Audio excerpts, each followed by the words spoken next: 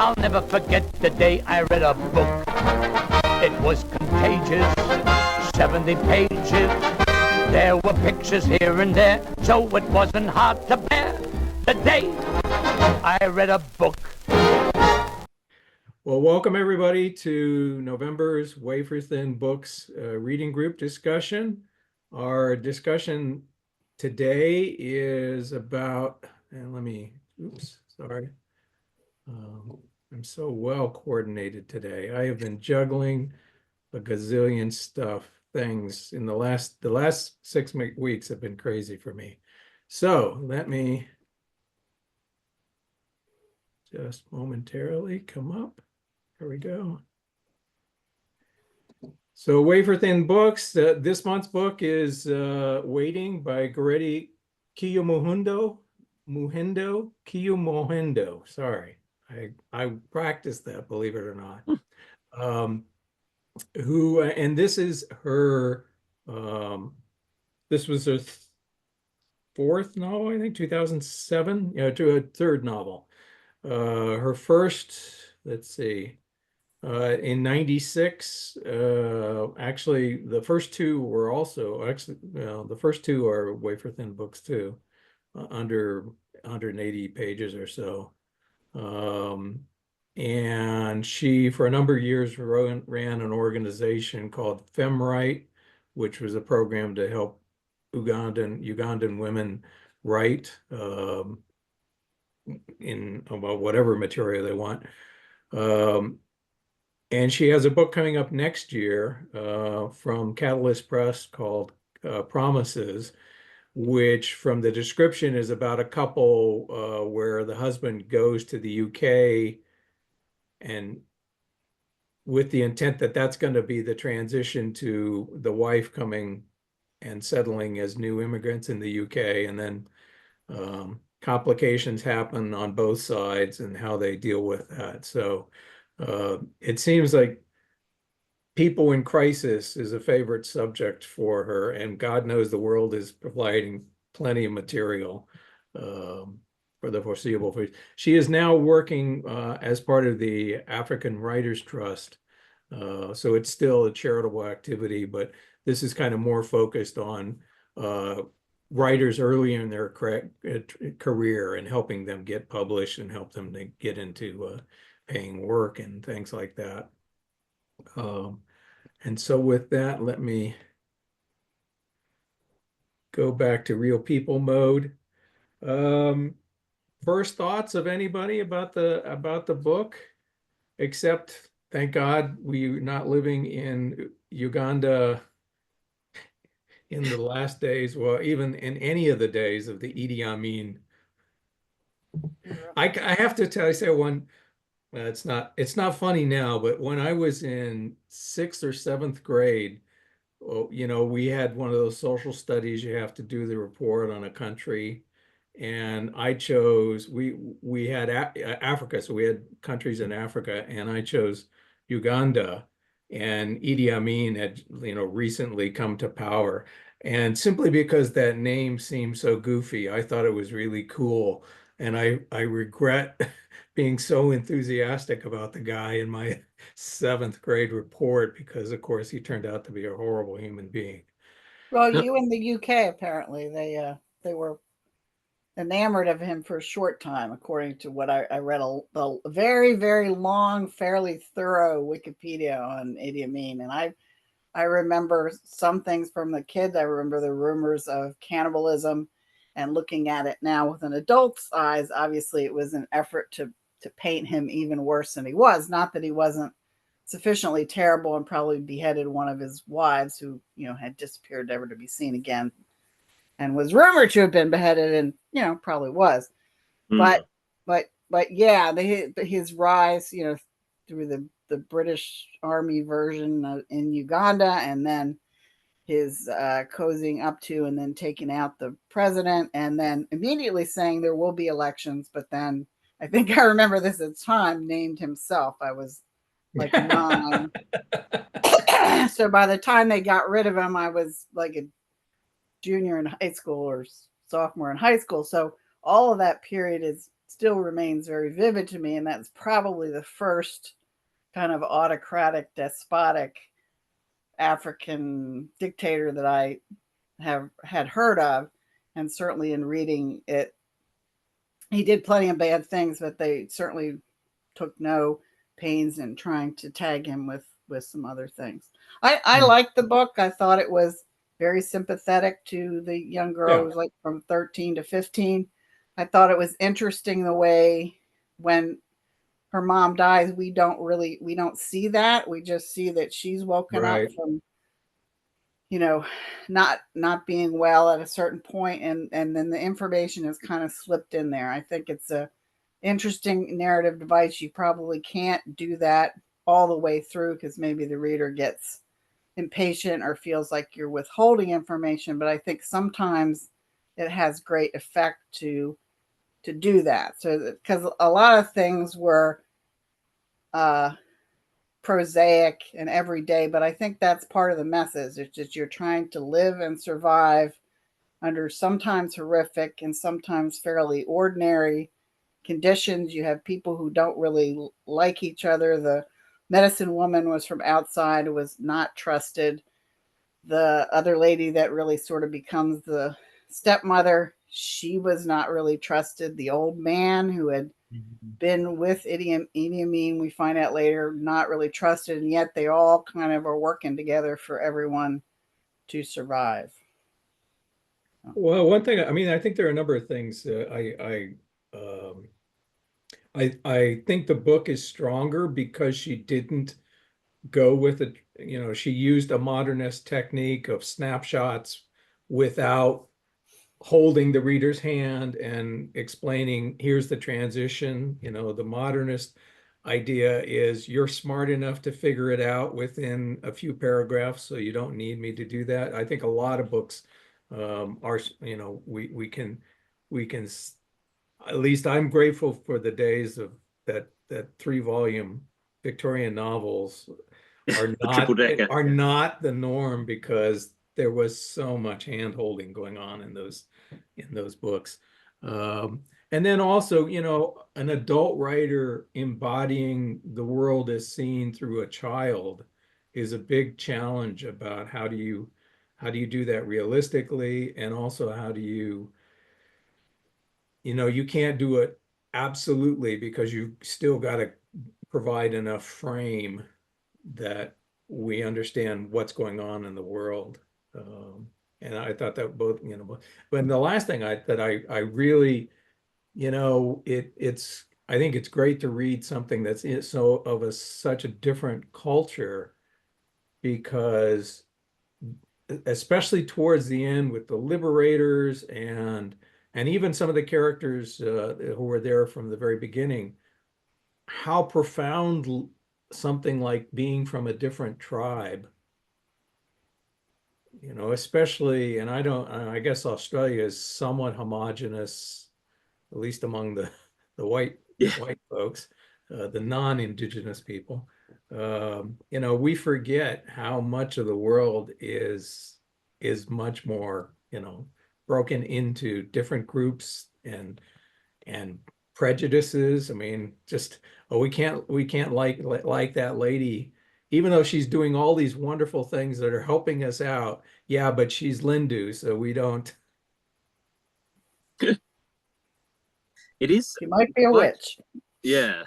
Yeah. It is quite interesting because the style, I wondered, because I believe this is either her first or her second book that was written for adults. She actually wrote her earlier books, I think, the young adult novels.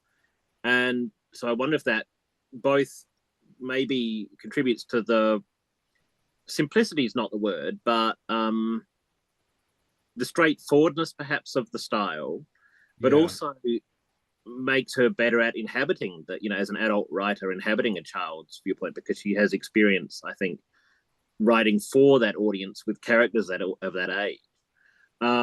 But yes, I did like it didn't do the hand-holding, particularly the hand-holding you might expect from a YA writer, perhaps moving into adult writing.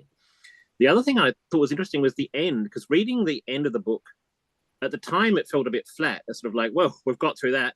Things are looking up, and it's like, then the book ends. But reading the afterword in this edition, what I realized is that, of course, that's like someone in, say, writing a book, knowing what we know now about, say, a Jewish family in 1938 who've gone through some trials and tribulations and are still living in Berlin and are going, phew, we made it through that. Now we can all relax. Of course, it adds this really nasty kind of irony as to what has happened at the end, which reading that, I didn't know enough about what happened next after Amin fell to have got that myself, but of course a Ugandan reader would have. So it's interesting to see that. And actually, speaking of Amin, there's probably, most people know this, it came out about 20 years ago, a book called The Last King of Scotland, by the Scottish writer Giles Foden, but I think he's lived a lot of the time in Africa. I mean, it's from a non-Ugandan viewpoint. I think it's about a Scottish guy who ends up as Amin's doctor. But it's actually an excellent movie made with James. Oh, that's right, yeah, with Forrest Whitaker. What's his name? Fantastic movie. Forrest Whitaker is brilliant. Yes, I mean, James McAvoy is very good too. And James the Hot McAvoy, yeah. I remember I saw him doing a rap Macbeth, I think, in London. That was, not. Well, I haven't seen the film, but yeah, the book was very good. It was well researched, and it sort of, it does simultaneously look at the kind of the stories that were spread about him, but also the absolutely insane things about him that were true, like claiming to be the King of Scotland, among other things, because he had this weird kind of British colonial support, which he kind of clung to in this, mad sort of way that this was kind of the ultimate validation for him. But yeah, so that was a fascinating book. But yeah, reading something like this that's actually written from a Ugandan point of view by a Ugandan writer gives you a very different point of view. And it was interesting too, because except for a number of Nigerian writers who are getting published now, and a few authors like Ngugi wa Thiong'o, who have been published in English all along, most of African literature is still, that you can get hold of now, is still like, the old Heinemann African Writers series. Yeah, and of course, that's mostly from the 60s and 70s. So though this is set, at the tail end of the 70s, it's just interesting to be able to read something that is a much more recent African novel. And there's, it's crazy how few of, particularly considering the number of African writers who are actually writing in English, it doesn't even need to be translated. Right. But it's crazy how few books still filter through to the kind of, UK, US, Australia, publishing world. I think we have a strong, I'll confess it personally. I don't, it's not my first thought to pick up a book by an African writer. And I don't know why that is, except lack of practice. Because the Heinemann series had, probably close to like 100 to 150 titles. And some of them are just phenomenal books too. Yeah, and a phenomenal initiative, A lot of African writers had their first break into Western audiences through that series. It represented probably the majority of output by African writers of fiction for a good 15, 20 years almost. Yeah. As distinctive orange paperbacks. Yes. And a number of them keep getting sort of resurrected in bits and pieces by Penguin or elsewhere. But yeah, there's never been a sort of concerted effort since, I think, to really give a good range of African literature. Yeah. So and then there are other things like I'm I'm so well prepared today. Can I'll while you're looking, Brad, let me talk about somebody if I can. Sure. Fantastic writer, Scholastique Mukasonga, who writes in French. Yes. And her book, Cockroaches, is such an interesting book to read in contrast with this book. Cockroaches is similar in that it's a story about the Hutu-Tutsi conflict from the point of view of a young schoolgirl. And I really enjoyed this book. I don't want to criticize this book, but that Cockroaches is stellar. It is a stellar book. Hard to find. I think I found it at a university press. Somebody had translated It's, it, you know, but and this, isn't that yeah. Archipelago? Oh, Archipelago, that's where it was. Yes, Mm. yes, Yeah, yes. yeah. But yeah, and I had only known about it because I had read something in French about French writers from Africa. And I was like, well, can I, you know, am I going to order this in French? I'm going to see if there's an English translation. Unfortunately, there was. But it's an extraordinary book. I mean, really one of the, I don't know what to say. I mean, I really liked this book. I don't want to No, damn but this book with faint it's praise. not like self-consciously literary. You know, it's we you know, we walk along with them and we Yes. learn about Mm. things. We learn about petty prejudices, and then prejudices that are not petty. The old man is a terrible person. Um, Yeah. her Yeah, uncle. I really liked that, how that sort of came out, that, you know, all of these prejudice, you know, like is the same thing as him and the lender woman. In fact, no, he's really a bad person. Yeah. Right. Right. I did And her also. uncle, I mean, was trying to make money as a wheeler and dealer, but also, you know, pretty good-hearted person. You know, was you know, bartering here and bartering there. Her dad, though, it sort of distant and going off to the city, shows, you know, more care and concern than I often see in portrayals of African dads. So Well, that's it, because they're actually quite interesting characters. As you say, the father does care, but he's also quite prejudiced. And I mean, he's not there a lot of the time, but then he kind of can't be, just economically. He has to go away. Right. And yeah, the uncle, who is very good at working the system and is quite well-meaning, but also quite a weak, easily influenced, easily pushed around kind of character. The sort of character you normally see, that kind of character, as someone who, you know, no matter what the system, they end up working their way, you know, into a new position of power. Whereas he, you really see, is someone who's, you know, recent past has been cut off at the knees, and he no longer has that ability to. Oh, sorry, I've got a dog on my lap yelling. I also like the way that the conflict, though it does come to them, you know, it's always, for the most part, it's just on the edge of things. You know, it's this kind of looming nastiness, rather than a, you know, it's probably less traumatic for the reader too, but rather than this full-on, you know, the kind of retreating army tearing through their whole community and just devastating everything. It's this kind of looming presence that comes in and out like the tide. And, you know, sometimes people will come and investigate, then disappear in the night. Then other times they'll come and they'll kill someone and disappear. But in some ways, it's less explicit about the violence and the horror that was going on, but it gives you a much more, I think, effective, ominous sense of dread about what could happen at any moment. Yeah, yeah. I mean I mean, these are victims, or victims in waiting. Mm. That sense is there from the first page of, well, we're going to have to go sleep out in the banana plantation tonight because who knows who's coming by.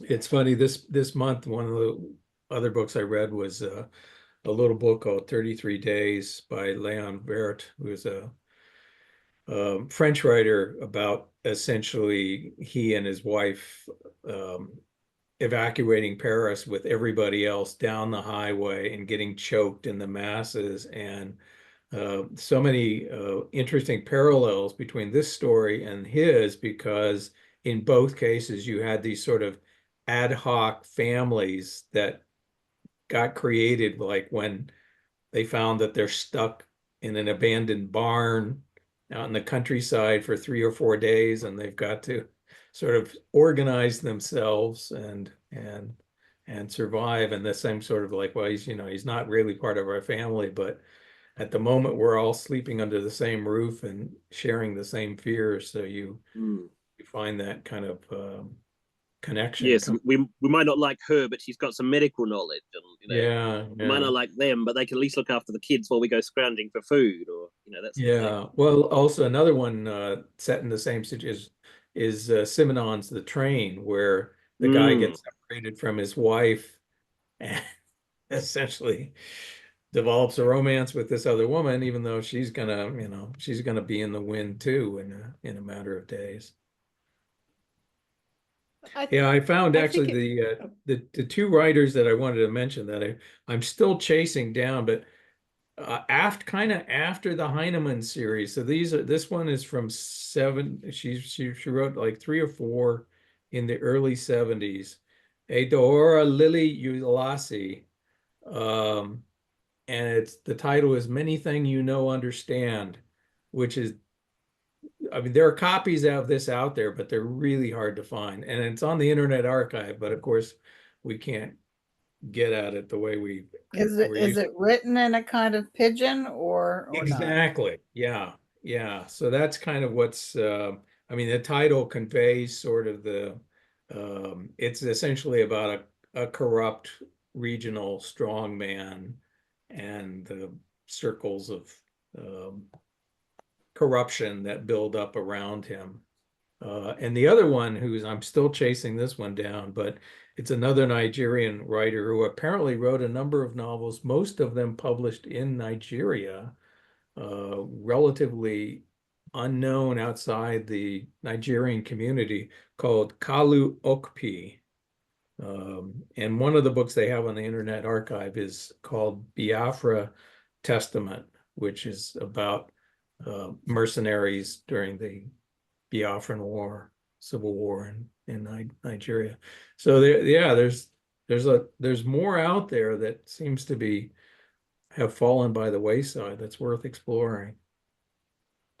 I wonder if there might, I hope, be more, I guess, literary fiction coming, because there seems to have been a lot of Nigerian, particularly, crime and science fiction has been brought out outside of Africa. And I wonder if once the more commercial stuff gets a foothold, then the more literary stuff sometimes tends to follow it a bit, as with a couple of, I mean, with Japanese and Korean literature, for example. Once people start to read it and get a taste for it, and publishers realize that there is an audience for it, they actually are willing to take a risk on bringing more across. I'm hoping. We'll see. Yeah, right. So what I mean, we kind of skipped over it the last 2 months, but any other good things that folks have been reading lately? I have to confess, I'm very scattered because I literally just sent the last files for my book to Lincoln, Nebraska, to the publisher Congratulations. yesterday. Yeah, So, well done. Congratulations. Wow. Amazing you're still upright, frankly. what's that? Amazing you're still upright at this point. Yeah. No, I mean, it's been I have to say the first feedback of I had to cut almost 20,000 words. Whoa. Yeah, that was tough. It was toughest just accepting that fact. But once I started doing it, then you start killing your babies, as they say. But yeah, it's just it's an interesting experience. It's nice to have it off my plate and onto theirs for a while. Yeah. Somebody else's problem for a bit. Then you'll get the edits back, and then you'll have to. Then it's another type of torture. Well, it's already gone through like the first round of edits, so and that was really simple, cutting 20,000 words. Yeah, yeah. Presumably, it can't get much more brutal from there. So I've got a few short ones. I've read actually quite a lot of wafer thin books, but not all of them I think were great. But there's 3 here that I really did enjoy. The first is The Point of Distraction by Will Eaves. He's a British writer. Actually, I think he's sort of half the time he lives in Australia as well. But he's written a number of very short books with CB editions. Oh yeah, in the UK, they do a lot of really good, sort of good, sometimes experimental books. And most of his books are either fiction or poetry. But this is he does a podcast, I think, on neuroscience as well. And this is a book kind of about how the brain works when you're listening to and writing music. Among other things. I found it fascinating. I'm one of those people who loves music and listens to music all the time, but my technical knowledge of music is feeble. Right. But there was enough in this to make sense to even someone like me. And what's interesting is because he talks, I mean, he says he's by no means a professional musician, but he does like composing, and he includes very short pieces he's composed. And there's links in the book so you can, listen to them online. You just scan the thing and you can listen to them. But then he talks about the mental processes involved in writing different types of music. And so reading that while you listen to the pieces and talking about the construction, I just found it really interesting. And he's a very good writer. And the two other ones I'd recommend were Siburapha's Behind the Painting, which was recently republished. He's a Thai novelist. I think he actually lived the last 20 odd years of his life in exile in China from the military dictatorship. But it's quite odd because it's a Thai novel, but it's very Japanese because it's about a Thai student who's living in Japan, in Tokyo, in the sort of late 20s, early 30s. It was published in 37, I think. And as an acquaintance moves with his new wife to Japan for a while, and he and the wife fall in love, but the relationship never quite comes together. And so he's sort of haunted by this relationship for the years that follow. So it was quite interesting reading a Thai novel, but it's such a Japanese book in sort of style and the way it's written.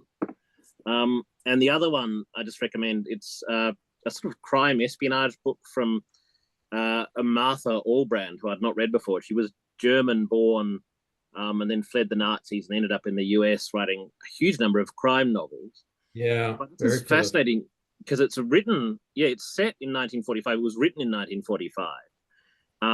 And it's about a guy American who was working with the resistance and was betrayed by someone in Paris and has just got out of a POW camp and is trying to find out who shafted him. And it's just fascinating because it's written in the midst of this it was written between victory in Europe and victory in Japan. So the war's not even over.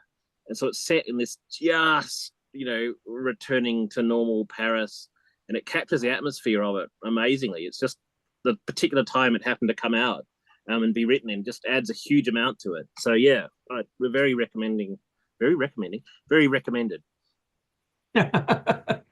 That reminds me, actually, I literally got this in the mail yesterday. No, it couldn't have been yesterday. Saturday. It was recommended by somebody who wrote me a note off of my website. It's called The Temptation of Despair, Tales of the 1940s. And it's essentially a look at the literature of that period in Germany. So it's like right from, May of 45 to about 48, 49. And I mean, it's one of, the last, see. Well, it's got like 50 pages of footnotes or endnotes of all the sources that Werner Sollers incorporated into this book. And I just find that period fascinating. When does that come out? This came out 2014. Okay. From, Belknap Press of Harvard University.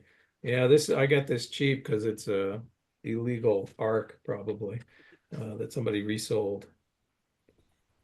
It looks fascinating. And that's the other book that I've managed to actually get through is, I thought this was for us Americans. Oh, yes. Story. This is called February 1933, The Winter of Literature by Eaves Wittstock. And it follows pretty much day by day from January 28th, 1933 in Germany until, basically around the 11th, 13th of March.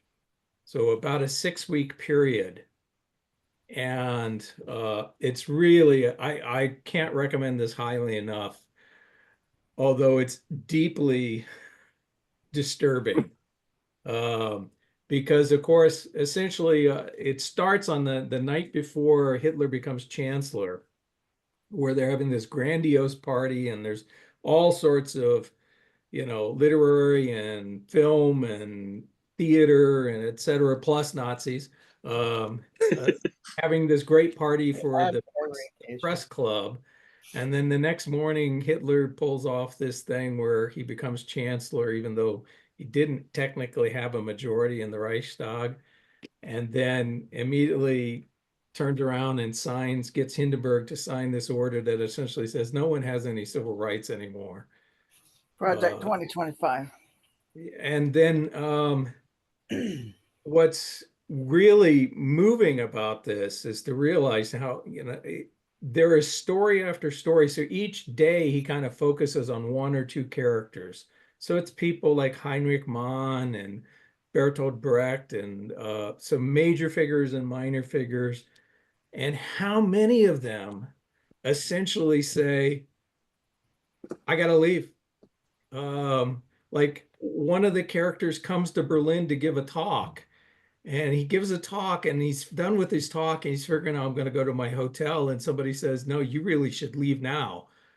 And he simply goes to the train station and gets on a train to Prague and never sees Germany again. Because I had heard that there were sort of two trains of thought that initially they wanted some of the glamorous, intellectuals, semi-activists, actors, whatever, to be there to sort of be supportive.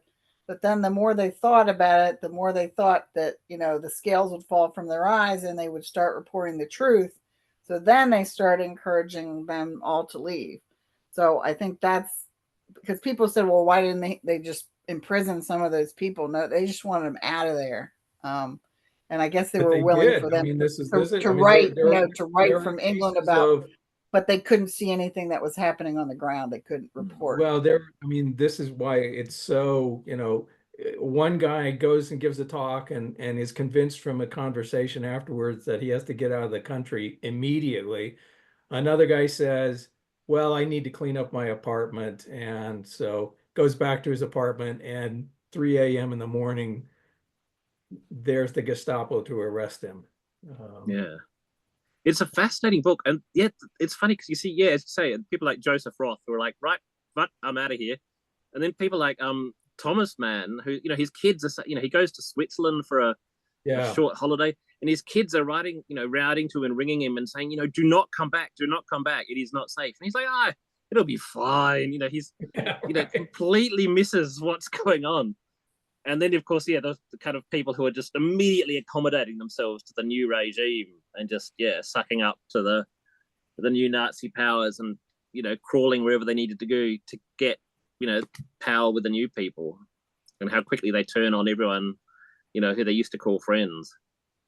Yeah, I mean, how quickly it turns, and time again, there are these realizations by people like, I can't take anything for granted now anymore. All these things that I've just assumed was in place. Writers who said, oh yeah, they're going to put on my play, I'm going to make a bunch of money. And the next thing, the producer saying, we can make this play, we can't put this play on anywhere in Germany ever. And I'm trying to remember what one of the stories in particular, but somebody who had connections with the Nazis was talking to the writer's mother and said essentially, your son really loves Paris. I think this might be a good time to visit Paris. And she says, oh, really? Well, like, for how long? And the guy says, 15 years. Yeah.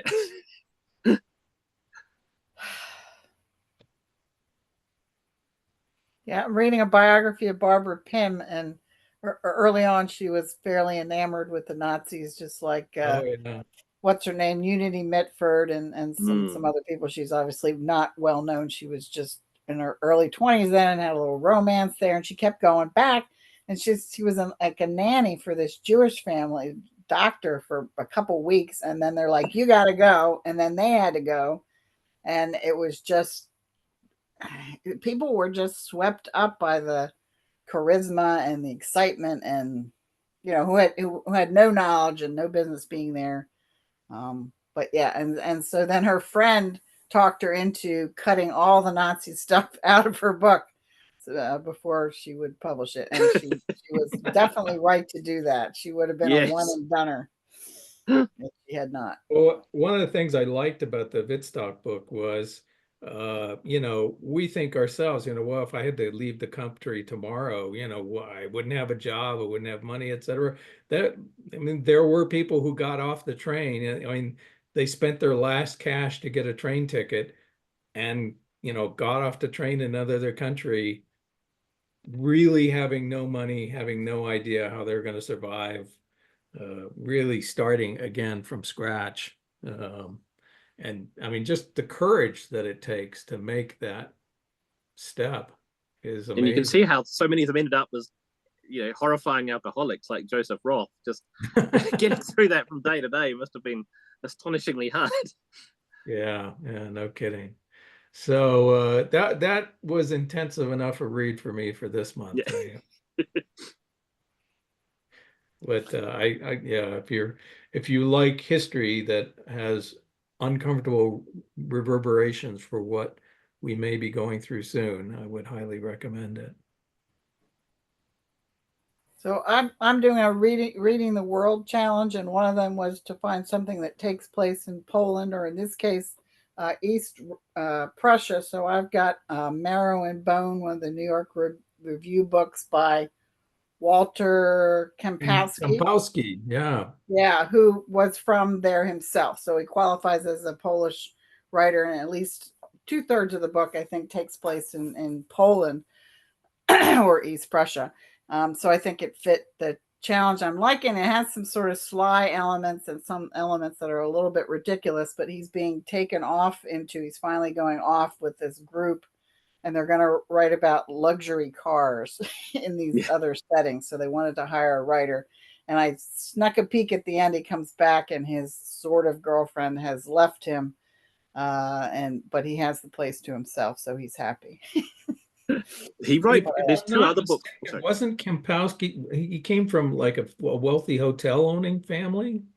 Yeah, there are two other books by him that New York Review put out, and they're fantastic. About I think big, because one was based on his own life of growing up, and they were a family that were, they weren't resisting the Nazis. They didn't like the Nazis, but that's because the Nazis were uncouth. They didn't sort of have any real moral problem. They just thought they weren't our kind of people. And then there's another book. I think it's called All or Nothing. All for Nothing. All for Nothing. Yeah, which is this big kind of wealthy country house out in East Prussia. I think is the then as the Soviets are about to roll through at the end of the war, and again these people who've been quite happily going along with the Nazis holding their nose, and this terrifying change is about to come upon them, but they're sort of kind of deserve everything they get. But they're both fantastically good books. Marrow and Bone was good too, but the other two are even better. So yeah, An Ordinary Youth, I think, is the best one of the three that New York Review has put out. It's really extraordinary book. Speaking of, being a child in wartime, it's so great. It just really captures what's it like to be 9 years old and very comfortable, and yeah. Yeah, and he doesn't want to be in the Nazi youth, but that's because he doesn't really like sport. He doesn't really sort of have a moral objection to it. Right. Yeah. He's not a joiner. He doesn't want to be. Exactly. But then they make him anyway. So yeah. Well, my book that I was going to recommend, because I've been thinking about wafer thin books from Africa, is In the United States of Africa by Abdurrahman Waberi, Waberi, which is also published by the University of Nebraska Press. Oh. And it's a sort of alternate history kind of parable about refugees fleeing the downtrodden America and Europe for the prosperity of the United States of Africa. And it is marvelous. It's like a marvelously tight satire, beautifully written. Is that a recent one? Maybe it came out in let me look. In 2009. I thought it was it was like 2015. Yeah. Yeah, the University of I don't know what the editorial changes that went on, but like they did this amazing series of French and German modernist things, most of them kind of wafer thin-ish books between like 95 and 92 and 2000. And then they had this wave of world literature, and now they're doing baseball biographies up the yin yang, and Hmm. I don't They used to know. do a lot of good, I'm sure like it sells. French and other Yes, exactly. Right. writers. Yes, Like yes. they had a female writers series that had some great Yeah, stuff. that's Mhm, right. That's right. mhm. And they're still one of the, premier American translators of French into English. Jordan Stump is on the faculty at the University of Nebraska. So, I mean, that still kind of injects some spirit, but they seem to have, gone off in different editorial directions Yes, this from. this book, in the United States of Africa, was translated by Stump. Okay. Oh, As wow. was the Scholastique Mukasanga book. Yeah, I mean, the guy is Cockroaches. he's like the Michael He's Hoffman of French. Yeah. Just incredibly prolific and holds down a day job too. So that's it's funny. Have any of you read what's it, Cahokia Jazz by Francis Spurford, which is Yeah. another Yep. one of these alternate histories where the Mhm. Indians, Yeah. the Native Americans are the ones in power in what we would call America. That one is Yes. calling my name because every once in a while, good alternative history is so just wonderful material, It's like jazz. really enjoyable and surprising too, because he's English, the writer. Yeah, It seems a very. Yeah. I mean, Yeah. I don't. I may be completely off base, but it seemed very convincingly an American book. But yeah, and also the world it created seemed convincing in its own terms. Yes. Yes. Yeah. Yeah, I thought it was really tight as an alternate history, and I'm very picky about that. It has to Yeah, really work for me. And I always hate. I did think that.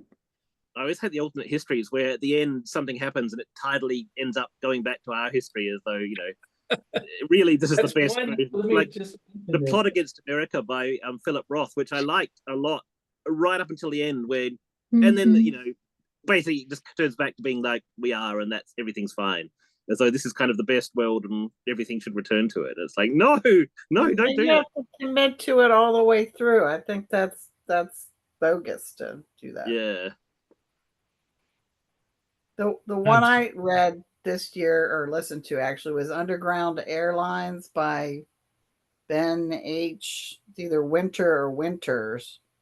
And it was what if at the end of the Civil War we let all the slave or the main or several slave owning states still run slave-esque systems where the rest of the country was not.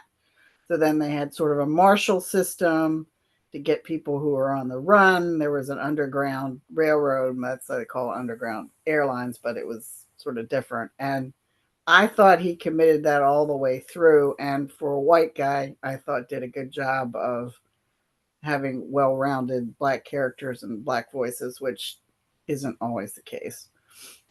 I'd be Yeah, interested to there read is that one because that I can recommend, kind of sort of similar. I wrote about it several years, and I tried to get it for Recovered Books, but it's out from the Library of America, actually, and it's called Many Thousand Gone by Ronald Fair, which is about a county in Mississippi where the whites are able to exert such control that the black population never knows that the Civil War ended and that slavery ended uh, Juneteenth. until like the 1960s. Mm. And then someone escapes and finds out what the real world is like and comes back and tells, he'll sneaks back in and tells his family, and then all hell breaks loose. And I just thought, man, I can't I mean, I'm glad that it's in print and it's quite relatively cheap from the Library of America. It's a single volume one rather than their, black, uh, big, thick black ones. Um, because I mean, I read that as the George Floyd protests were going on, and I thought, man, this is a book that well, and actually the other book that I read by Fair, again, why it's not back in print, it's called We Can't Breathe. Mm. oh wow. Yeah, which, I mean, um, I don't think it's as good a book by any stretch of the imagination. So I think that's, but Many Thousand Gone, it's really short and it's so intense because feel the oppression of, imagine well, I mean, of course, slavery did last generations, but imagine a century plus of everyone has been oppressed and ground down, and then one day you find out that none of that was necessary, and yeah, the retribution that goes on is pretty extreme. Wow. Great book, really powerful book. Amazing, and I'm so glad it is back in print because but it needs people. I mean, it's in the Library of America, but you don't see anybody mentioning it, like in social media, like, wow, what an amazing book this was. Um, and it's the sort of thing, if there are schools that are able to put books that aren't going to get banned on it, Huh. yeah, that's the kind of book you want to seed into the shelves of, you want to buy boxes of it and stick it on the shelves and in the library so the kids will stumble across them. Well, I think everybody should read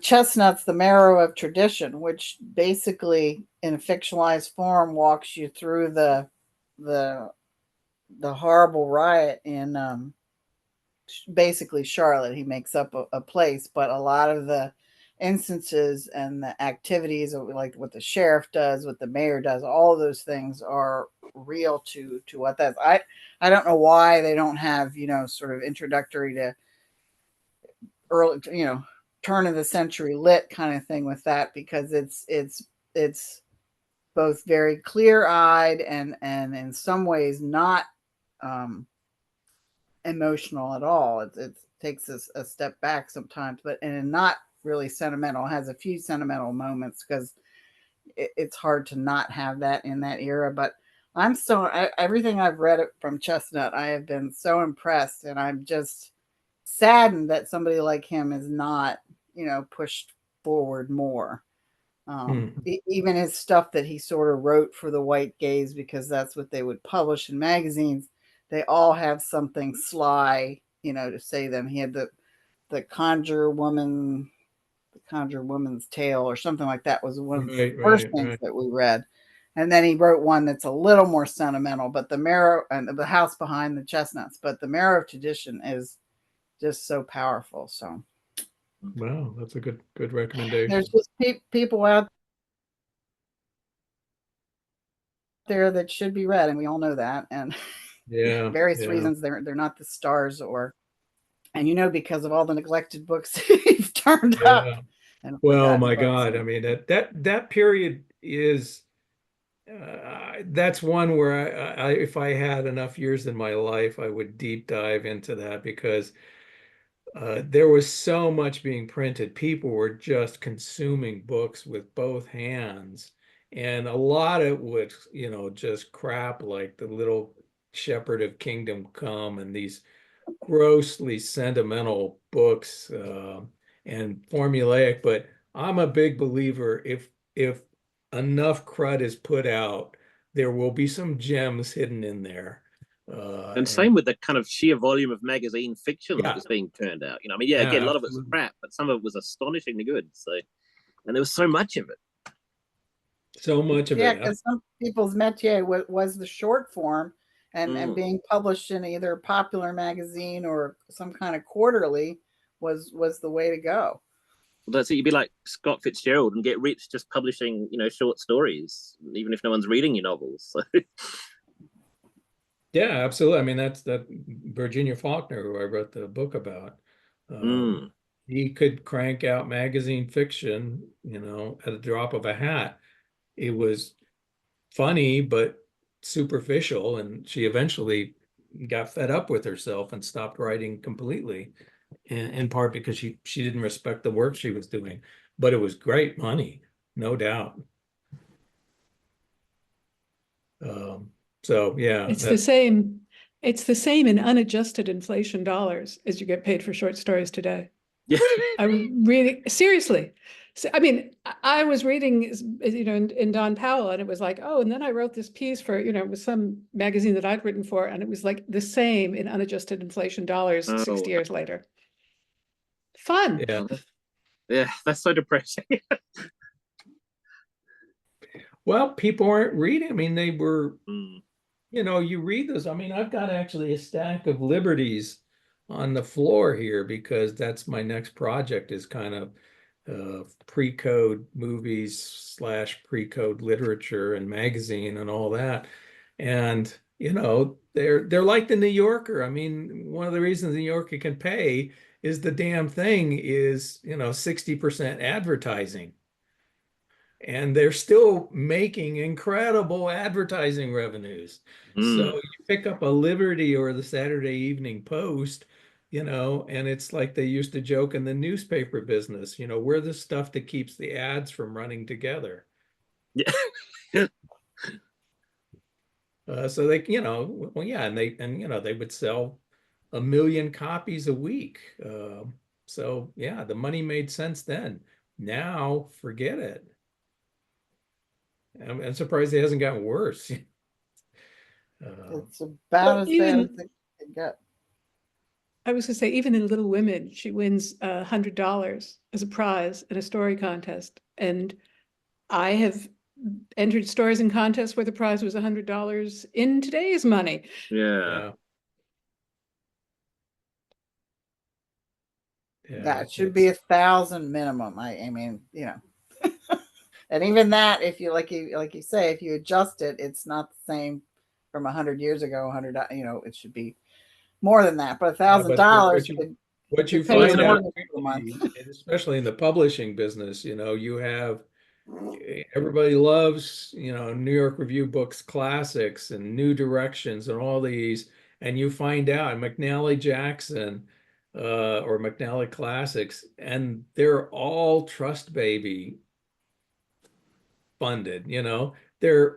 I mean, I'm sure New York Review Books overall finds a profit, but they're doing projects they're absolutely losing money on. And that's only because they have a rich, owner. It's the small presses that truly don't have big money behind them are the ones that are, they really are struggling to make well, I mean, it's people like me. They're not simply paying themselves a living wage for the time they have other work. And somehow we've gotten onto this very subject. Yeah. So on that, I wanted just to wrap up, I wanted to mention 2 things. Let's see, did I leave it up there? Yeah, no. Next month. Yes, next month would be a good thing to do. Because since we've got the Brain Trust here, 2 things. Let's see. So next month is Silvino Campo, very small, much more modernist book. Fascinating. I'm looking forward to a reread of that, actually. But 2 things. Number one, I would prefer not to meet around Christmas or Christmas holiday week, unless everybody likes that. I would be inclined to say the 5th of January, 6th of January for Australia, if that sounds reasonable. I mean, that works for me, but I'm pretty flexible. I can do whenever. So okay. Either, I mean, either way, it's not like, fine yeah, with me. it's just that I know that a lot of folks end up, being visiting or traveling or something like that during that period. I say and let's then, do it on the 5th or 6th, Epiphany. Why okay, not? I'm gonna go ahead and plan it for that. And then the last thing is, oops, yeah, damn PowerPoint with its slide transitions. Yeah, I mean, this lesson learned, I'm sure we've all suffered from it. Microsoft projects do not practice safe cutting and pasting. You sleep with every file that slide or piece of text ever slept yeah, that was my mistake. I grabbed something and threw it in and it had some transition. Anyway, so 2025, my plan is to do a group read of Anthony Powell's A Dance to the Music of Time. It's kind of conventional. There are times when I feel like throwing it at the wall because the privilege just seeps from every page in that book. But it is also a book that seems that a lot of people want to read it and do it as a group. And then the plan in 26 is to do Pilgrimage, Dorothy Richardson's Pilgrimage again. So, but for you, James, what it means is I'm going to shift back to doing this US UK time frame where midday afternoon in the US and then early evening for the UK, because I think there's enough people contacted me with interest in taking part. Well, I think that was to work because I think that for me that would just be kind of start of the day rather than sort of late morning. I think so. I'm not sure. I'm trying to work it out. And I think it'll be a little bit earlier than you're probably inclined to get out of bed. Oh, okay. So it'd be too well. It'll be noon Mountain Time where I am. So that's basically 6 there might be hours. like 3 or 4 in the morning, I think. Yeah, maybe I'll be watching that on YouTube later. Not that you're not welcome, man. Anytime, any place. But yeah, that's the plan. We'll go to that. I mean, some folks want to keep on doing this wafer thin thing, and I just I found I ended up not getting through as many books as I thought. I ended up spending more time. I'd say on average I read more slowly this year with these short books than I would have with 300-400 page books, and I don't quite understand why, but I just shift back to something different anyway. Well, I wish you well on your read. That time won't work for me, and reading just a series of books by the same author when I really pushing myself to read variety. Probably is not as appealing at this point. So. But my friend and I are going to read Red House Alley in February for our slow read along on Discord. So you've got 2 sales through Asterism there, at least. Good. I'm happy to hear that. Yep. I'm hoping that will take. It really is so readable.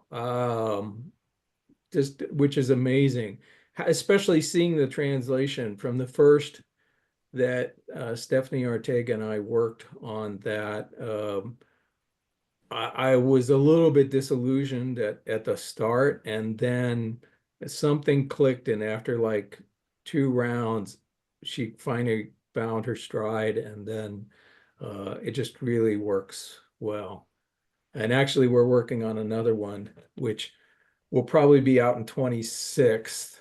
Really cool story. It's a novella called, the German title is Mein ist der Rache, which means vengeance is mine, the biblical phrase. And I would love to use that title, but go look how many books are titled. Oh, there's a lot. Yeah, you could probably figure out something that's got the spirit of that, but not exactly that. 45th book called Vengeance is Mine. So I think we're going to call it I Choose Vengeance. Anyway, it's a story. So this was written by an Austrian writer named Friedrich Torberg, who was an emigre, got a job with the studios. He was hanging out in LA and Santa Monica with Mann and Brecht and all those peeps. And he wrote this, it's a novella, so it's really pretty short, about a rabbinical student who is arrested and thrown in an early concentration camp.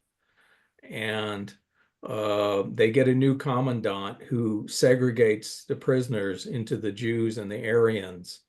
And, not through mass execution, but essentially by individually torturing and abusing. He essentially is on a campaign to exterminate the Jews in his camp. And this rabbinical student is kind of saying, it's it's God's choice to conduct, to take vengeance in any case. It's not mine. We should not, this is not, vengeance is mine, saith the Lord, meaning this is my job, don't you do it. But then he's put in a situation where he has to make a choice. And it's quite dramatic and a powerful little story. So this was published in an expat German press in German in 43, never translated into English. And it may technically be the first piece of Holocaust fiction, so to speak, published. So that one we're going to come out with in probably like March or May 26th. And that's a terrific book. I mean, it takes like an hour and a half to read it. It's quite short. And it's got a killer ending. Sounds gripping. Yeah. Sold. Yeah. Okay, everybody. Pre-order. All right. I really hope Red takes off. Gotta get going. But readers are the ultimate judge. All right. See you next Okay. year. I was So going we'll to say, see you early before you January, go, everybody. before you Enjoy, go, stay safe in the holidays, and let's hope sanity prevails one way or another.